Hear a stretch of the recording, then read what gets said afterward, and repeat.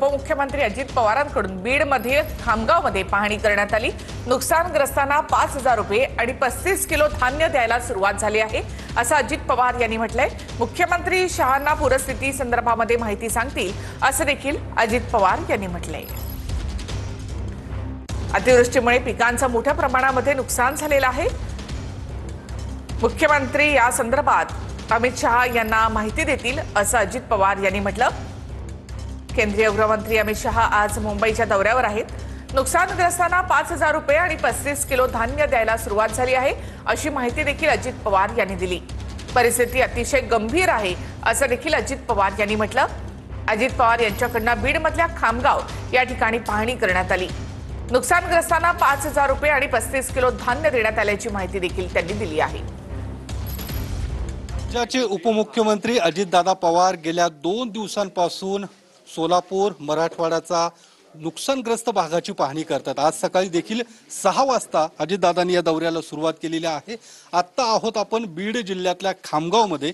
दादा देखील एका घराची पाहणी करतायत आणि नेमकं या सगळ्या घराची नुकसान झाली। दादा 2 दिवस झालेले आहेत, तुम्ही या सगळ्या भागाची पाहणी करतायत, काय नेमकी परिस्थिती आहे? कारण हे सगळी जी लोक परिस्थिती अतिशय गंभीर आहे आणि अक्षरशः अशा प्रकारचं संकट कधीच कोणावर येऊ नये, पण जर निसर्ग कोपला तर काय घडू शकतं ह्याचं मूर्तिमंत उदाहरण हे आहे। खूप ठिकाणी रस्ते पार खराब झालेले आहेत, पूल वाहून गेलेले आहेत आणि अतिशय पिकांचं नुकसान झालेलं। म्हणजे आता मला एका शेतकऱ्यांनी थांबवलं, त्याचा अख्खाच्या अख्खा कपाशीचा प्लॉट पुरा बाद झालेला आहे। म्हणजे त्याच्यात काही एक देखील ग्रॅम कापूस निघणार नाही, अशा प्रकारची परिस्थिती आहे। असं बऱ्याच शेतकऱ्यांच्या बाबतीमध्ये घडलंय।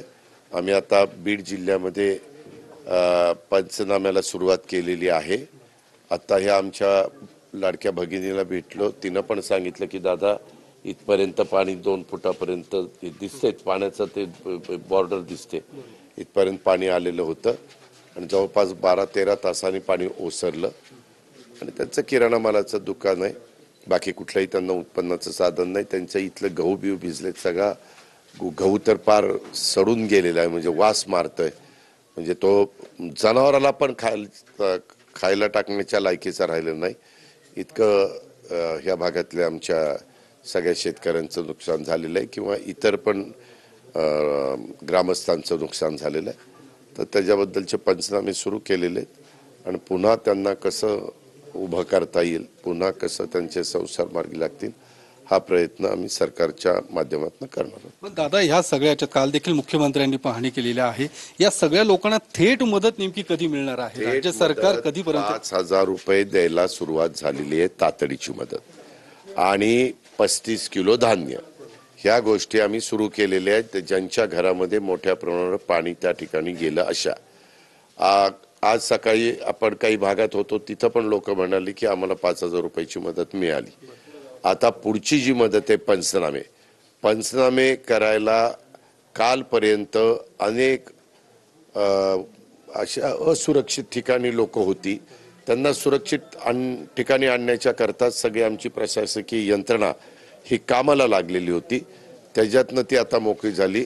आज मात्र जिल्हाधिकाऱ्यांनी, मुख्य कार्यकारी अधिकारी, बाकीच्या सगळ्या टीमनी त्यांच्या खालच्या टीमला सांगून कामाला सुरुवात केलेली आहे पंचनाम्याला आणि जेवढं गतीनं पंचनामे करता येतील तसे करण्याचा आमचा सगळ्यांचा मानस आहे। दादा पंजाबमध्ये देखील हीच परिस्थिती होती, केंद्र सरकारने जवळपास 1600 कोटींची मदत त्या सरकारला केलेली आहे आणि त्या ठिकाणी देखील 50,000 रुपये हेक्टरी मदत त्या सरकारने जाहीर केलेली आहे। आपल्याकडे केंद्राकडनं काय साधारणतः आपण मदतीची मागणी करतायत, काय नेमका आकडा असणार आहे, किती कोटींची साधारणतः मदत आपली अपेक्षित आहे? आज अमित शहा साहेब येत आहेत संध्याकाळी मुंबईमध्ये, ते एक कमिटी आहे, अशा प्रकारची नैसर्गिक संकट आल्यानंतर केंद्रीय मंत्रिमंडळाने नेमलेल्या समितीचे प्रमुख अमित शहा साहेब आहेत, त्यांच्याही कानावर स्वतः मुख्यमंत्री भेटून सांगतायत। मी पण जाणार होतो, परंतु मी आता इथं पाहणी करतोय, त्याच्यामुळं मुख्यमंत्र्यांचं ऑफिसचं आणि माझं बोलणं झालेलं आहे।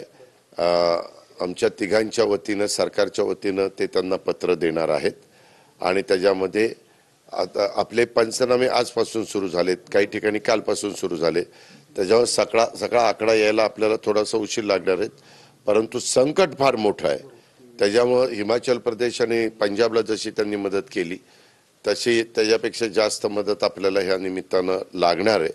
आणि म्हणून एकंदरीत सगळ्या हे जे पिकांची आणि रस्त्यांची आणि ज्यांची घरं पाण्यामध्ये गेली त्या सगळ्या लोकांची हे सगळं पंचनामे झाल्यावर एक्झॅक्ट आपल्या पुढं आकडा येईल.